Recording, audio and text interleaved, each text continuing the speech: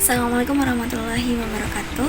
Yang saya hormati Bapak Ahmad Mahfudli selaku dosen dari mata kuliah Bahsul Kutub, dan yang saya sayangi teman-teman yang melihat video ini.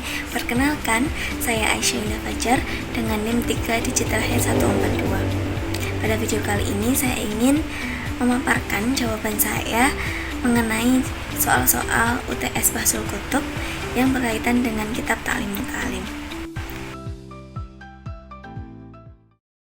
Langsung saja pada soal yang pertama mengenai hukum mencari ilmu. Ada 4 teman-teman. Yang pertama adalah fardu ain. Dalam kitab Ta'lim Muta'alim dijelaskan, i'lam bi annahu la yuftaradu ala kulli muslimin wa muslimatin talabu kulli ilmin, bal yuftaradu alaihi talabu ilmil hali kama yuqalu afdalul ilmi ilmul hali wa afdalul amali hifdul hal. Jadi kewajiban menuntut ilmu bagi laki-laki maupun perempuan itu tidak untuk semua ilmu atau tidak untuk sembarang ilmu. Ilmu yang paling utama yang harus dipelajari adalah ilmu hal atau ilmu agama. Salah satu contohnya adalah sholat. Lalu yang kedua yaitu hukum fardu kifayah. Wa amma hifdzu ma yaqa'u fi ba'dil ahayini fa fardun ala sabilil kifayati. Amalan agama yang dikerjakan pada waktu tertentu seperti sholat jenazah hukumnya fardu kifayah. Jadi jika suatu daerah sudah ada yang mempelajarinya, maka untuk yang lain itu sudah gugur kewajibannya. Tapi jika daerah tersebut tidak ada satupun yang mempelajari ilmunya, maka satu daerah akan mendapat dosa. Sehingga dalam kitab ini, kitab Ta'lim Muta'alim ini dijelaskan bahwa pemerintah wajib menyuruh rakyatnya untuk mempelajari ilmu-ilmu yang sifatnya fardu kifayah agar terhindar dari dosa. Yang ketiga itu hukumnya jawaz atau boleh, dan yang keempat adalah haram. Nah, dalam kitab Ta'lim Muta'alim dicontohkan, Allahumma illa idza ta'allama minan nujumi qad rama ya'rifu bihil qiblata wa awqatas sholati fayajuzu dzalika. Di sini dijelaskan bahwa mempelajari ilmu nujum itu boleh jika untuk mengetahui arah kiblat dan untuk mengetahui waktu-waktu sholat. Tapi kalau ilmu nujumnya ini digunakan untuk meramal seperti nasib manusia atau meramal hari kiamat, nah itu jadi hukumnya haram karena bisa mempersekutukan Allah. Lalu dijelaskan lagi, wa amma ta'allumu ilmi tibbi fayajuwazu li annahu sababun minal asbabi fayajuzu ta'allumuhu kasairi al asbabi faqad tadawan nabiyyu sallallahu alaihi wasallam. Di sini dijelaskan untuk mempelajari ilmu kedokteran itu boleh karena memang Nabi dulu juga pernah berobat gitu. Tapi kalau mempelajari ilmu kedokteran terus melibatkan seperti jimat, sihir dan sebagainya yang mempersekutukan Allah, itu nanti hukumnya dari jawaz boleh jadi haram. Dan untuk syairnya berbunyi, ta'allam fa innal ilma zainun li ahlihi wa fadlun wa unwanun li kulli mahamidi wa kum mustafidan kulli yawmin ziyadatan minal ilmi wasbah fi buhuril fawaidi tafaqqah fa innal fikha afdalu qaidi ilal birri wat taqwa wa a'dalu qasidi wal عالم الهادي إلى سنن الهدى هو الحسن ينجي من جميع الشدائد فإن فقيها واحدا متورعا أشد على الشيطان min alfi abidin.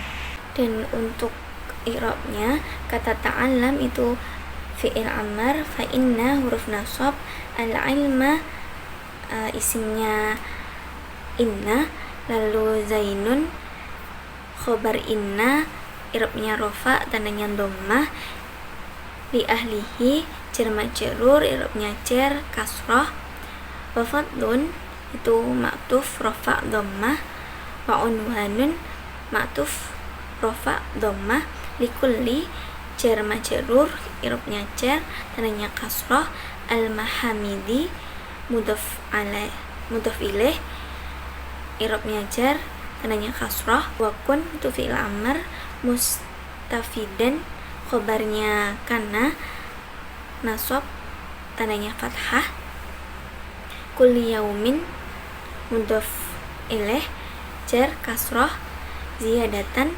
maf'ul bih, tandanya fathah, minal ilmi jar majrur, i'rabnya jar, tandanya kasrah, wasbah fi'il amr, fi puhuri jar majrur, al fawaidi mudhaf ilaih, i'rabnya jar, tandanya kasrah, tafaqqah fi'il amr, fa inna amr inna, al fiqha isimnya inna, i'rabnya nasab, tandanya fathah, afdolu khobarnya inna, i'rabnya rofa, tandanya dhammah, qaidi mudhaf ilaih, i'rabnya jar, tandanya kasrah, ilal birri jar majrur, i'rabnya jar, tandanya kasrah, wat taqwa mudhaf ilaih, jar, tandanya fathah, wa a'dalu rofa, qasidi mudhaf ilaih, i'rabnya jar, tandanya kasrah, wa mubtada,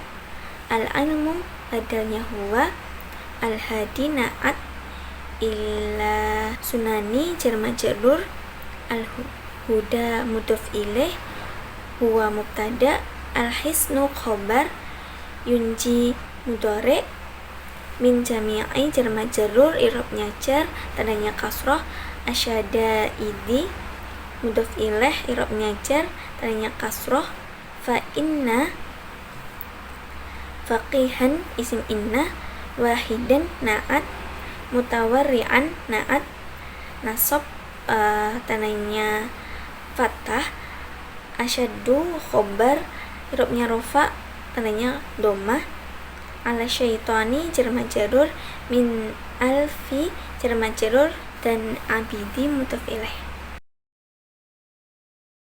Lanjut pada soal yang kedua mengenai niat mencari ilmu.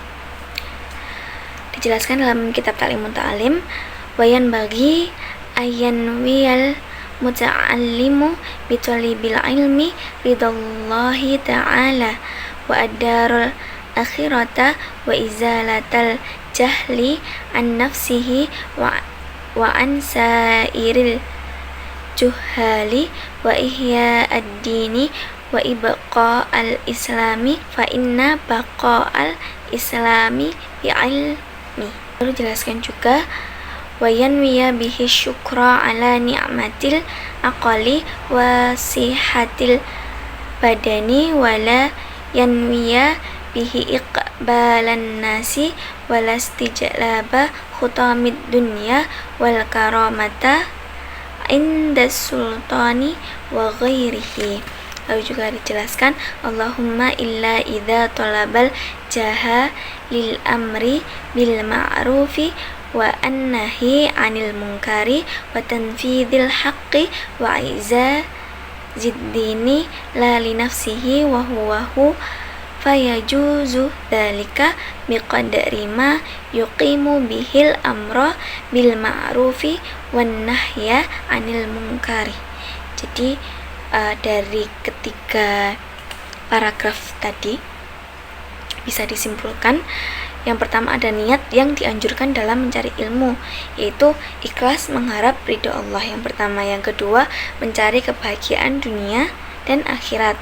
Ketika memberantas kebodohan atas dirinya sendiri dan orang lain tentunya, lalu menghidupkan agama Islam, melestarikan agama Islam, mensyukuri nikmat akal dan sehat yang diberikan oleh Allah. Lalu boleh mencari ilmu itu berniat untuk mendapat kedudukan dalam masyarakat dengan syaratnya itu untuk amar ma'ruf nahi mungkar. Nah, untuk niat yang tidak dianjurkan dalam mencari ilmu, yang pertama itu untuk dihormati masyarakat, yang kedua mendapat harta dunia, yang ketiga dihormati oleh pejabat, yang keempat mencari keuntungan sendiri dan merugikan orang lain, terus yang terakhir untuk memenuhi hawa nafsu semata. Untuk syairnya berbunyi, fasadun kabirun alimun mutahatiku wa akbaru minhu jahilun mutanasiku huma fitnatun fil alamina azimatun liman bihi ma fi dinihi yatamasaku. Nah, untuk i'rabnya, kata fasadun itu mubtada, kabirun naat fasadun, i'rabnya rofa, tandanya dhammah, alimun mubtada, mutahatiku naat dari alimun, i'rabnya rofa, tandanya dhammah, wa akbaru maktuf, i'rabnya rofa, tandanya dhammah, minhu jar majrur, jahilun mubtada, mutanasiku naat, i'rabnya rofa, tandanya dhammah, huma mubtada, i'rabnya rofa, tandanya dhammah, fitnatun khobar, tandanya dhammah, al-alamina jar majrur, i'rabnya jar, tandanya fathah, azimatun naat, tandanya dhammah, liman isim mausul, bihima jar majrur, fi dinihi jar majrur, yatamasaku fi'il mudhari. Lanjut soal nomor 3 mengenai kriteria memilih ilmu, guru, dan teman belajar. Yang pertama, kriteria memilih ilmu dijelaskan dalam kitab Ta'lim Muta'alim, dijelaskan yang bagi li talibil ilmi ayyakhtara min kulli ilmin ahsanahu wa ma yahtaju ilaihi fi amri dinihi fil hali thumma ma yahtaju ilaihi fil mali. Jadi pada kalimat ini menjelaskan ilmu yang baik itu ilmu yang diperlukan dalam urusan agama pada saat itu, pada saat santri hidup di masanya gitu, baru mempelajari ilmu-ilmu yang diperlukan pada masa yang akan mendatang. Lalu dijelaskan lagi, wa yuqaddima ilmat tauhidi wa ya'rifallahu ta'ala. Yang kedua, memilih ilmu atau mendahulukan ilmu tauhid untuk mengetahui atau mengenali sifat-sifat Allah. Lalu dijelaskan lagi, wa yakhtaro atiqan dunal muhdatsati. Santri harus mempelajari ilmunya para salaf, dan para santri itu harus meninggalkan ilmu debat. Karena apa? Karena dengan debat dapat menjauhkan ilmu dari santri tersebut, menyia-nyiakan umur, dan dapat menimbulkan keresahan dan permusuhan, dan ini bisa jadi tanda-tanda kiamat atau hari akhir. Lalu kriteria memilih guru dijelaskan, wa amma ikhtiyarul astadhi fayambaghi ayyakhtara a'lama wal awra'a wal asan. Jadi untuk memilih guru itu harus guru yang alim, yang wara, dan yang lebih tua. Nah, yang alim ini berarti yang berilmu, yang memiliki ilmu, terutama ilmu agama. Terus yang wara yang bagaimana? Yang guru tersebut selalu berusaha untuk menghindarkan dari perilaku-perilaku tercela dan yang lebih tua. Untuk apa? Agar bisa lebih mudah menghormati guru tersebut. Nah, selanjutnya kriteria memilih teman belajar. Wa amma ikhtiyarus syuriki fayambaghi ayyahtarul mujidan wal wara'a wa sahibut tab'il mustaqimi wal mutafahimi wa yafirra minal kaslani wal ma'itili wal mikthari wal mufsidi wal fattan. Nah, untuk memilih teman belajar, santri itu harus berteman dengan orang yang tekun belajar, yang wara, yang istiqomah, dan lebih baiknya meninggalkan teman yang malas, menjauhi teman yang malas, banyak bicara, suka merusak, dan suka memfitnah. Dan untuk syairnya, likullin ila syawil ula harakatu walakin azizan fi rijali thabatu. Untuk i'rabnya, kata likullin itu jar majrur, i'rabnya jar, tandanya kasrah. Ila sya'wi itu jar majrur, i'rabnya jar, tandanya kasrah. Al-ula mudhof ilaih, jar kasrah. Harakatu mubtada, i'rabnya rafa, tandanya dhammah. Walakin wanya huruf ataf. Azizun itu khabar, i'rabnya rafa, tandanya dhammah. Firijali itu jar majrur, i'rabnya jar, tandanya kasrah. Dan thabatu itu khabar, i'rabnya rafa, tandanya dhammah. Lanjut pada soal nomor 4 mengenai cara memuliakan ilmu dan guru. Cara memuliakan ilmu, salah satunya dijelaskan dalam kitab Ta'lim Muta'alim. Wa min tauqirul mu'allimi alla yamshiya amamahu wa la yajlisa makanahu wa la yabtadi al kalama indahu illa bi'idnihi. Nah, termasuk memuliakan guru itu yang pertama, tidak berjalan di depan guru, yang kedua, tidak duduk di tempatnya, yang ketiga, tidak memulai berbicara jika guru tersebut belum mengizinkan untuk berbicara. Lalu di kalimat lain juga dijelaskan cara memuliakan guru itu tidak banyak bicara, tidak bertanya ketika guru itu sedang capek atau bosan, takutnya menimbulkan amarah atau emosi. Lalu harus menjaga waktu dengan guru. Lalu harus mencari kerelaan guru, menjauhi suatu hal yang bisa membuat guru marah. Lalu tentunya mematuhi perintah guru, kecuali jika guru tersebut memerintahkan untuk hal yang dilarang oleh syariat, itu tidak boleh taati. Jadi taati yang memang dianjurkan oleh syariat. Lalu yang terakhir itu, jika kita ingin menghormati guru, berarti kita juga harus menghormati orang-orang yang memiliki hubungan kerabat dengan guru tersebut. Bahkan putra-putrinya pun kita juga harus menghormati. Nah, selanjutnya cara memuliakan ilmu dalam kitab Ta'lim Muta'alim, salah satunya dijelaskan wa min ta'dhimil ilmi ta'dhimul kitabi fayambaghi li talibil ilmi alla ya'khudhal kitaba illa bataharatin. Nah, cara memuliakan ilmu yang pertama itu menghormati ilmu adalah menghormati kitab. Santri dilarang memegang kitab itu dalam keadaan yang tidak suci. Jadi saat memegang kitab harus dalam keadaan suci. Jadi harus berwudu dulu sebelum memegang kitab. Lalu dijelaskan juga tidak boleh meletakkan kitab di dekat kaki ketika santri itu berduduk sila.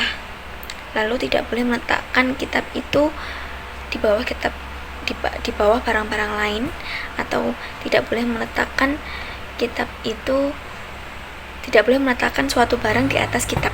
Jadi kitab harus diletakkan di tempat yang lebih tinggi dari kita duduk gitu. Lalu yang keempat, ketika menulis suatu materi di dalam kitab itu sebaiknya ditulis dengan tulisan yang jelas dan tidak terlalu kecil, karena nantinya kalau kecil sulit untuk dibaca. Terus yang kelima, kitab itu harus bentuknya persegi 4 agar mudah dibawa kemana-mana dan mudah untuk dibaca.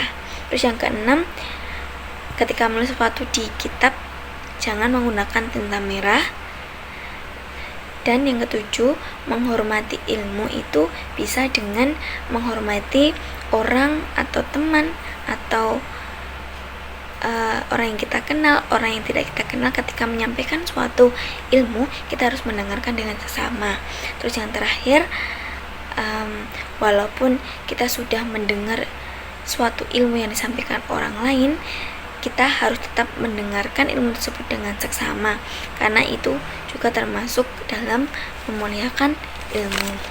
Untuk syairnya, Ra'aitu ahaqqal haqqi haqqal mu'allimi wa aujabahu hifdan ala kulli muslimin laqad haqqa ayyuhda ilaihi karamatan lita'limi harfin wahidin alfu dirhami.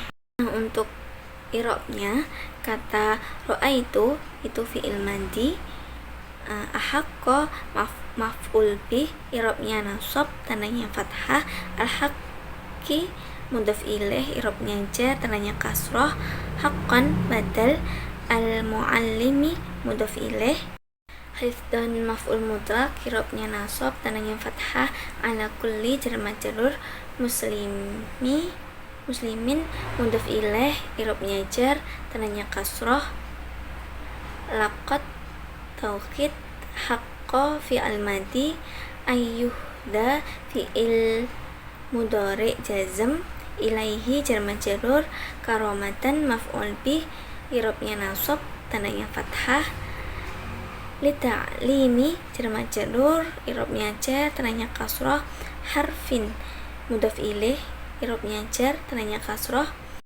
wahidin na'at dari harfin, i'rabnya jar, tandanya kasrah, alfu dirhami itu mudhaf ilaih. Lalu soal yang kelima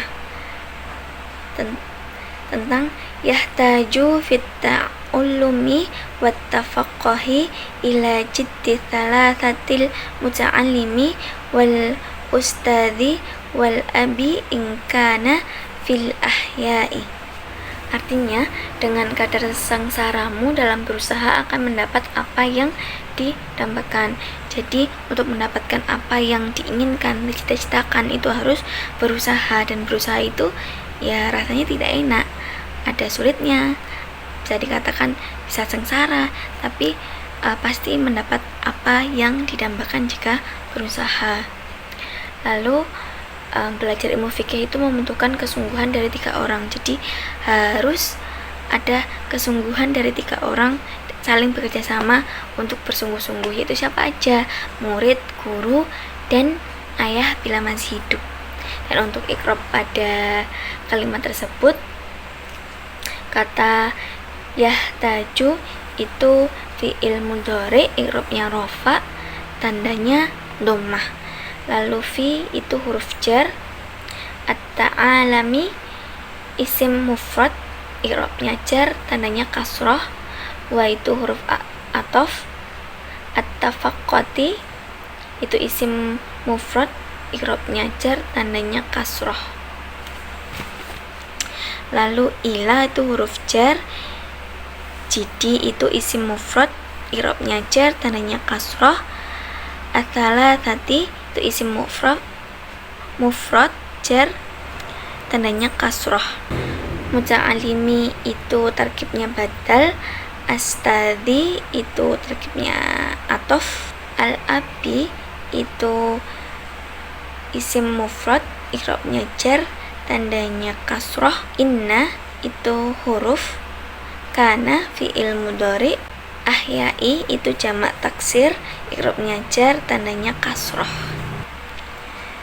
Itu teman-teman mengenai jawaban UTS saya, dan saya harus masih banyak belajar. Jika banyak salahnya, mohon koreksinya di kolom komentar. Sekian dari saya, mohon maaf banyak salahnya. Wassalamualaikum warahmatullahi wabarakatuh.